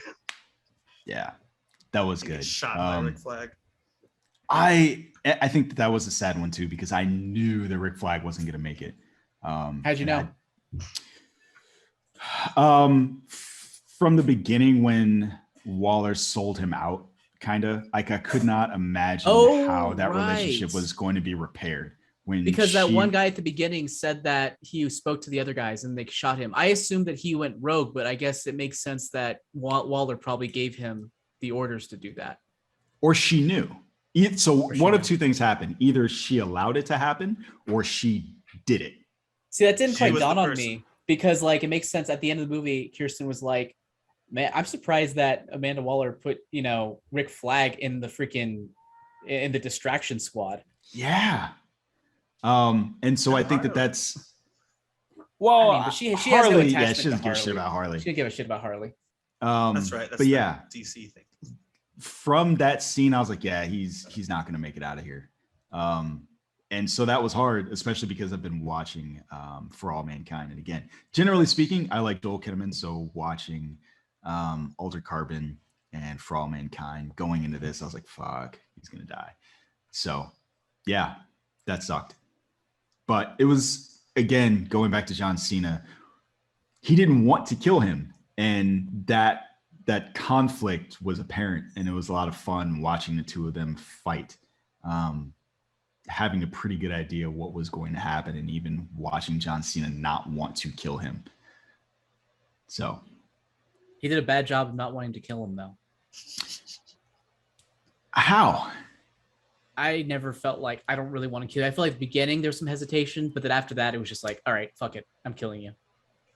Well, he had a mission, right? So he was like, hey, listen, here's my mission. You're an American hero. I don't want to have to do this. And Kinnaman didn't really give him a choice. And so he had to do what he had to do. But at the point where he stabbed him through the heart, you saw how sad he was. Like he looked like he was about to cry. Yeah. I'm not gonna lie. So- I have to watch it again because I think at that moment the Alamo Drafthouse lady was walking by handing out checks. So like I think I kind of averted my eyes for a few seconds. There were a couple moments where my eyes were averted due to that. Yeah. I'll say this, like the strength of this movie, like I want to watch it again. And I cannot think of a DC film that I've watched that I'm like, I immediately would like to see that again. And this is I'm not gonna one. lie, I feel the opposite. Yeah. Even though I now that we're talking about it, I think I do want to watch it again. But like when we first left the theater, I was like, I enjoyed that, but I don't think I want to watch it again. It feels kind of thin. Like I don't think I'm gonna get a lot out of rewatches. I thought that this had a lot of, for me, it had a lot of layers, right? So watching Idris Elba, how they were able to get him, or I always say the actors' names.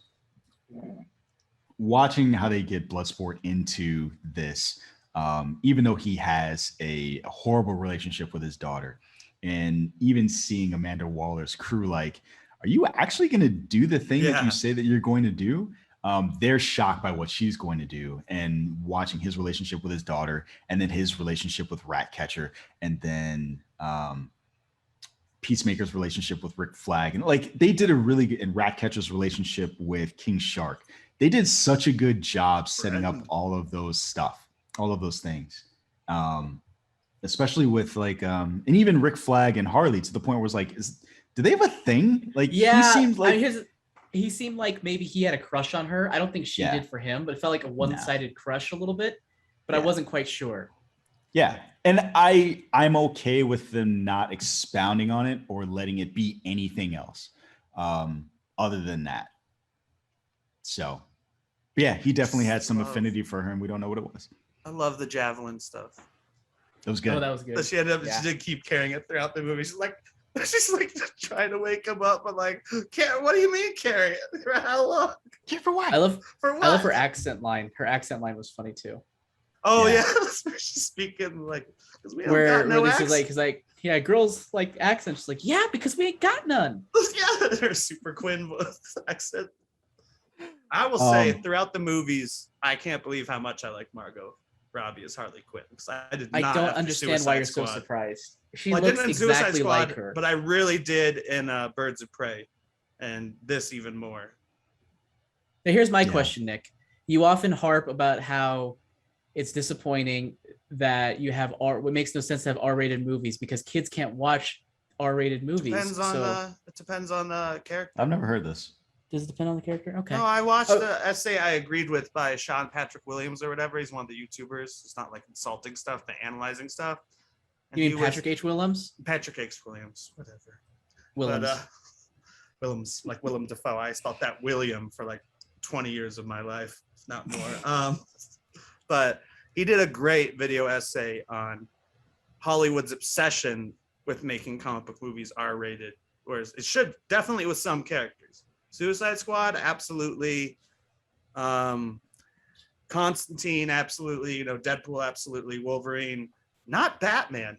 Batman's a child's character. It's greedy of us to say, now that we're adults, we want a Batman movie that kids can't see, like Justice Snyder. I feel like you're going off the assumption that we didn't grow up watching R-rated movies. Which, come on. Which we did. I didn't. I wasn't allowed to watch them until I was. Well, I snuck into one, and I was allowed to watch 2 historical ones.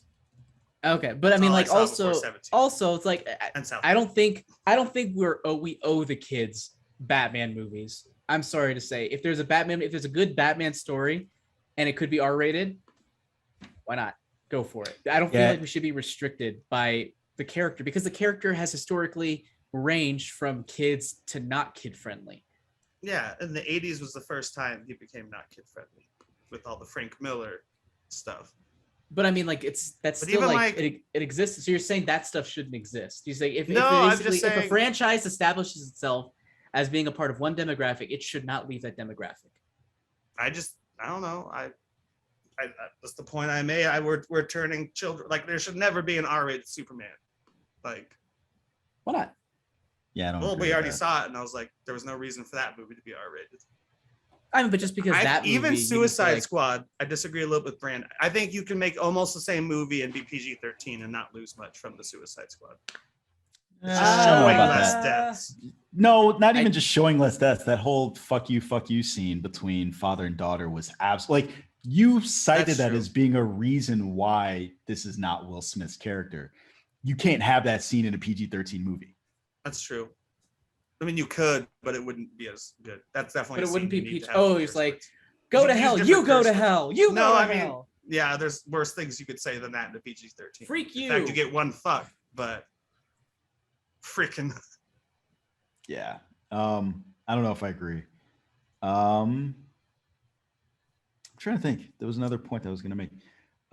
What did you guys think of? I already know what you thought, Jammer. I thought the fight scenes in this were really good.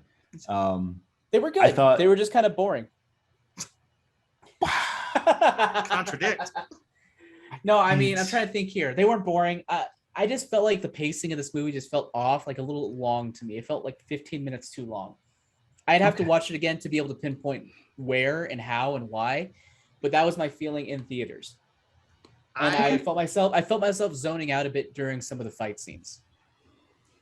Okay. If I could change one thing, it would be the marketing.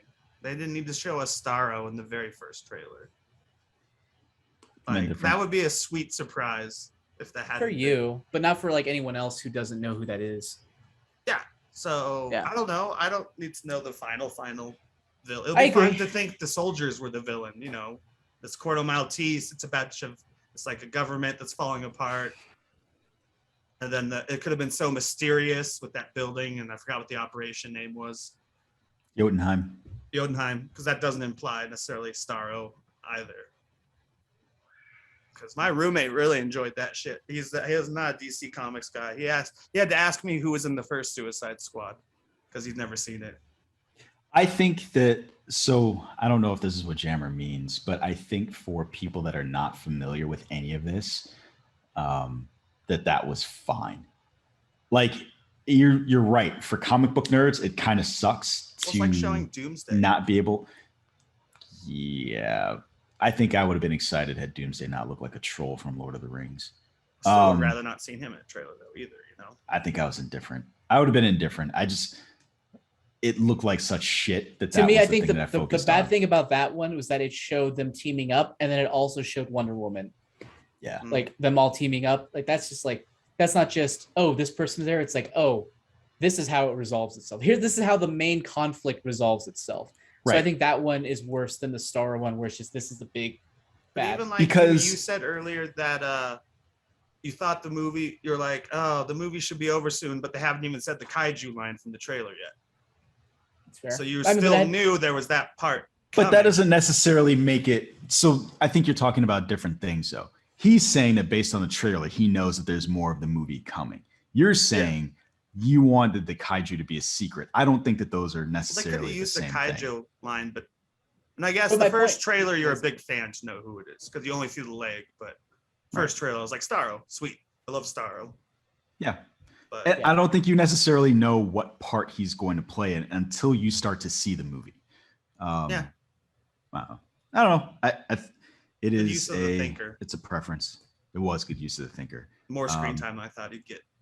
They were able to shove so many characters in this movie, and I was kind of surprised. But yeah, I do have it was one good. question. If anyone knows the character in the comics, Probably what not. the hell is Pete? We didn't even, he didn't live long enough for us to even see Pete Davidson's power. Is he just Guardian? Is he just, he had a bunch of stuff on? Is he just a good soldier like Rick Flag, or like he's in it so short? Because you know you get the Javelin, and Listen, they were making it was fun Pete of Davidson getting shot in the face, and that's as That's far as I knew. yeah. Yeah, that's as TDK, much as you need to extend. where you then learn what it stands for, and you're like, ah. The detachable kid. What is detachable kid? Well, I mean, they said at that point. Yeah. They said it like right before he did his thing. Yeah, up to that point, they're like, "What's TDK?" And I knew that was his ability because I knew enough about the movie. It's me. You got letters for names.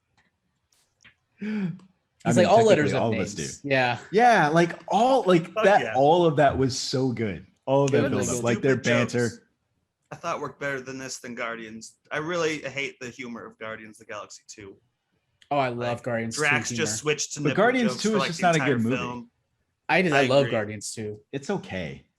It's all right. It's subpar Marvel. I think it's better than the first one for sure. The first one I thought was okay. Nope. The first one I thought was I thought the first one was really boring. had more emotion.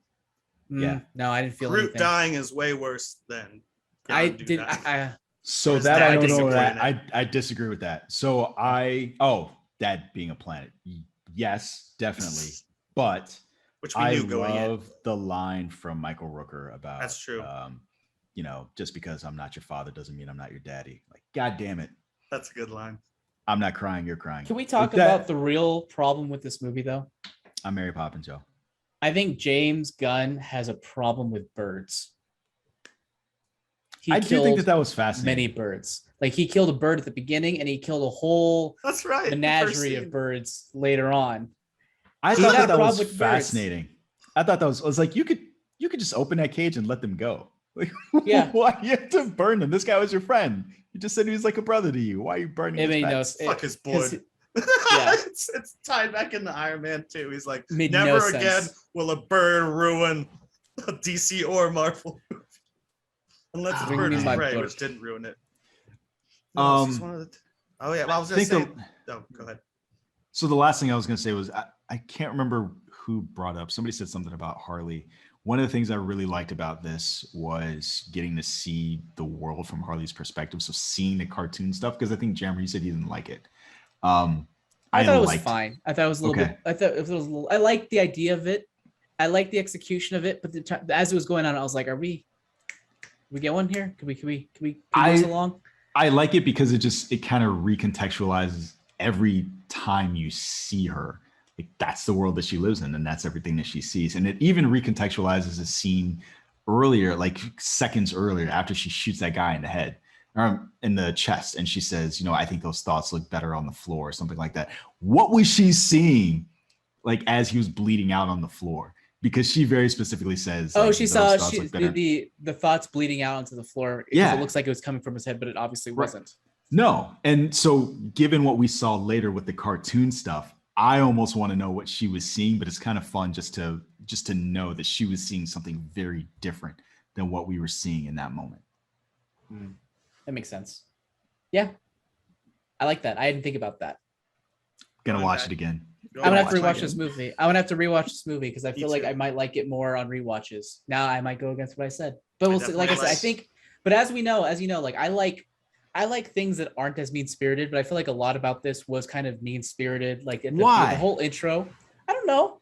It's a preference. Well, actually, there's probably a reason. Yeah, so I'm gonna be Dr. Jonesy. Yeah, I'm gonna be Dr. Jonesy. Right. And let's delve into like what is the mean-spirited thing that you felt from this?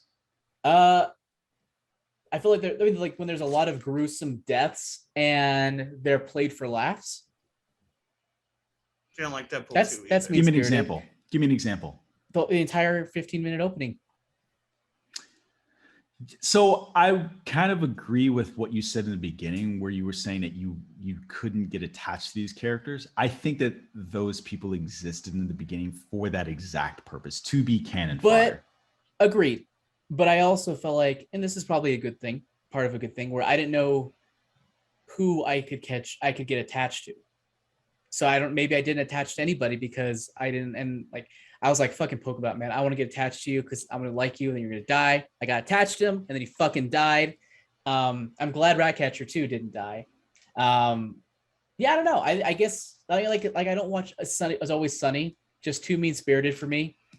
It's a preference thing. And I'm trying to get to the bottom of the preference. And I think those are two different things though. Because it's a movie called The Suicide Squad. So these people are like designed to die. And I think that Always Sunny, mean-spirited, is slightly different than this. I don't know. Oh, it's different. I think it's different. It's just that's the closest comparison I can think of. Okay, got it. All right. Like they're not the same. But yeah, it's just The Suicide Squad maybe just isn't the type of movie for me. Obviously, I go in, I know what I'm getting with The Suicide Squad because it's called The Suicide Squad. Yeah. But that doesn't necessarily mean that because I know what I'm getting and it's faithful to what I'm getting, that I am necessarily predisposed to liking it. So I'll say this. I understand what you mean, certainly within the opening, but I do think that it is designed to ensure that a movie called The Suicide Squad is not bloodless. That I agree. For lack of a better word, those people who came to see people die get that. But for everybody else, I think for any kind of mean-spiritedness that was displayed with those characters, it was actually undercut by a lot of heart. So again, everybody shits on John Cena during that movie. He gets a really good scene with Rick Flag where he has that moment of he's going to cry. You get to have that scene with Idris Elba and Ratcatcher. You get to have that scene with King Shark. Like everybody's talk crap about King Shark, and she connects with Ratcatcher connects with King Shark. And so everybody, and Polka Dot Man, same thing. You get to see the world from his perspective, and it was kind of fun. And you get to have that moment of levity with him where he gets to see what it's like to be a superhero right before he dies.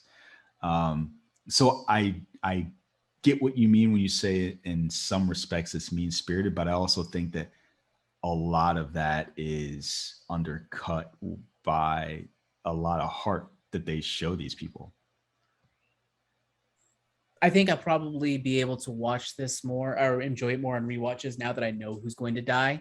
so maybe I can get more attached to the people who are gonna live. Yeah, I had kind of I don't want to say opposite. I did something different where I was like, all right, I'm just gonna watch this as it goes. And the whole movie, I'm like, man, if you fuckers kill King Shark, I'm gonna be upset. I think he was probably the only one. So I knew Harley wasn't going to die. And I knew that if they killed King Shark, I would be upset. And then everybody else was like, well, let's see what's going to happen. I actually thought with Bloodshot that they teased his death multiple times. Bloodsport. I'm sorry, Bloodsport. Unless you're combining Yeah. Deadshot and Bloodshot. I thought that they teased his death multiple times. And so I thought that was interesting. And I'm curious whether or not that was on purpose. So like you're going up against Starro. Yeah. It's, like he loses his basically mask. pulling a Hawkeye. Yeah. Pulling a Hawkeye in Age of Ultron. It's like you're building up to this. And actually there are points where I wondered if they were building up Ratcatcher to die too, to sacrifice herself. Really? For him. Yeah, because I thought maybe they were going to reverse this expectation that he was going to sacrifice for her. And then I was like, oh, it's James Gunn. He'll probably try to flip it. And then he double flipped it where neither of them sacrificed themselves for anyone. But what I really enjoyed about this movie as well is at the end, all their powers came together really well. Like they all kind of did their thing, or he was able to take out the leg and like at the end you get the Avengers moment. Yeah, and then like you had the King Shark smash. The rats come in and then they do things perfectly to where by the time Harley Quinn gets to the point where she could just stab right through it and swim in his eyeball with all the rats going in there. That was so good. So gross. So funny. I will. Yeah. Going back to my point from earlier when I brought up Guardians of the Galaxy 2, I feel like the dumb jokes work in this one a lot. Like, bag of dicks, like eating entire like beach of dicks. Like that stuff worked for me. Normally, maybe it was because of the way John Cena delivered It's actually it. that stuff that line doesn't work for me. It just goes on too long. Well, a lot of like people if there's a complained joke about and it it takes too long. Yeah, because it takes too long to happen. And I'm just like, I get where this is going, but it's taken too many words to get there. Gotta show Jungle Walk, and I think baby. that's the James Gunn-ism. I think he does that. He has a lot of those lines where the joke takes a long time to set up and a long time to pay off, and it's like sometimes it lands, but sometimes it doesn't. I feel like this movie wasn't that funny to me. I don't think that joke was for me. It wasn't a punchline joke. It was like as it's happening, like they're just arguing. Yeah, they're just arguing, and I'm hearing in my head the same stuff that they're saying, which is like, why would you eat a beach full of, like, why would somebody put dicks on the beach? Why would you eat, like, the joke is the next line. It's not the conclusion. It's the next thing that gets said. So if someone says something absurd, like I would eat a beach full of dicks. Why would somebody put dicks on the beach? Why would you do that? I think you're just doing it because that's what you want to do. Like every successive line is a buildup, like just another aspect of the joke. Okay. I'll say one of the final things I really enjoyed about the movie is Harley Quinn didn't overpower it. Like I said, I love her, but it wasn't the Harley Quinn movie. Yeah. Yeah. It was the Suicide Squad, which the first one did a pretty good job of that too. But like Birds of Prey was obviously called that, but it was the Harley Quinn, and I still like that movie a lot. But that was the Harley Quinn movie, not. It could have easily been another Harley Quinn movie, and it wasn't. Yeah. Yes. I thought she was balanced. I mean, obviously, she's the A-list like DC character in it. Like she's the one character. Smith. She's the one character with plot armor in this series. The one. That's it. No one else has plot armor in this series. Yeah. This movie. Yeah. So I only have one more thing to say about this movie, and it's, if I have one gripe, it is that I think that Amanda Waller came off kind of weak by the end of the movie. She got thwacked in the back of the head by the people she worked with, and there don't seem to be any repercussions. I didn't enjoy that her now team, have to deal with Peacemaker. Her team was actually like, they actually had characteristics in this one. They were great. Betting, and they get through the exposition of the first film really fast, where it's like, I'm putting this in your neck, it's an explosive, next thing we see people betting on who's gonna die, and you're like, okay, yeah. And even like I joked with Jammer on our Slack where I'm like, let me know if they say the line, what are we, some type of the Suicide Squad? I like how they did the opposite where they're called the Suicide Squad. He's like, He's like, That's derogatory term. that's derogatory for Task Force X. That's good. I'm like, well done. That's another reversal in expectations.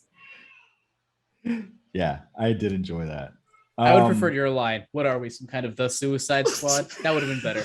If it was Deadpool, that would have been sad. James Gunn wouldn't go that far for it. A joke that only makes sense to the audience doesn't make sense to the characters. So Nick, something you alluded to, unless do you guys have anything else to say about this movie? Not much. I mean, I could talk about it for a long time, but nothing's coming. Yeah, same here. Yeah. So before we move on, Nick, would you recommend this film, and what would you give it? Absolutely, I recommend it. 5 stars. What? I fucking hate you. What? What? I A keep plus. forgetting that you use. A why plus. do you He's use- 5 there out you of go. 5 out of 5. Yeah, 5 out of 5, as good as it can get. So I guess just A, because A plus is it's A plus. A plus works. Shammer, would you recommend it? What's your rating? Yes, I recommend it to people who are wanting this type of movie. Obviously, not to everybody. If you're wanting like Yeah, my parents Bambi, would. don't watch this one. But if you want a fun action movie, yes, watch it. And I'd say give it a B. Wow. Okay. But that one, I feel like this movie is probably licensed to change upon rewatches. So I could like it more upon I will rewatches. say that happened to me with Zack Snyder's Justice League. I liked it better the second time after like watching it. Actually, like, Wow. Would you regrade it because you gave it like a C- or something, well, I give it or a a D 7, plus? a 7 out of 10, or a 3.5 out of 10, and that's where it's staying. But I did like it better the second time. 3.5 You out like- of 10. Wait, you liked it better, but you won't change your rating. Well, I mean, I didn't like love it either. I mean, it was still a 3.5 out. That's good. 3.5 Well, out of I'm not 5 saying- is good. I'm not saying that you loved it, but it's weird to say that you liked it better, but the metric doesn't move at all. It wasn't that much better enough to move the metric. I just had Okay. more fun watching it with that group of friends than watching it alone. And Sounds knowing like that you if I liked it got the through same. the boring part, the film got better. Okay. And it wasn't boring the Um, second time because I saw what they fiddled with. I'm having a hard time finding something I didn't like about this movie, except for what I already said. I'd give it an A plus, and I'd recommend it to just about anybody, except for anybody who has issues with extreme violence or profanity. But for anybody else, this is an absolute watch. So If you like your R-rated superhero movies like Deadpool and then Guardians, if you wished it was rated R, then this is definitely for you. It doesn't feel like Guardians at all, though. No, but it you has know, its own it's feeling. no, but you know, like going into it, you know, like a James Gunn team can ensemble handle type thing. characters, yeah, and mic drops. I mean, that's probably my biggest complaint. Is there were too many mic drops in this. What does that mean? Oh, you mean needle drops? Yeah, Okay. needle drops. Excuse me. I'm sure there were some characters who were like, but I was just like, what are you talking about? Like, every character drops. before their death just drops the mic. Beach full of dicks, mic drop. So it's funny, on the end of this film, we thought the Peacemaker died in a battle with Idris Elba. And I was kind of curious right up until this point whether or not the Peacemaker show that we're going to get was going to be a prequel or a sequel to this. Turns out that it will probably be a sequel. Do you think so? Yeah, definitely yeah, a it sequel. will be. Yeah, probably. And so what we're getting in January of next year is an 8-episode series that was filmed. January. I love it. I'm excited. So I no want specific. Now, So yeah, January of next year we're getting this. They've wrapped filming on it last month in July of 2021. And James Gunn even says that he's hoping for a season 2. Mm-hmm. So I'm really curious about all of that. I was not excited for this news when it first broke. The fact that this was even going to be a TV show, because we've known that for a while. But now having seen this and seeing what Cena did with the character, I am dying to see what happens next.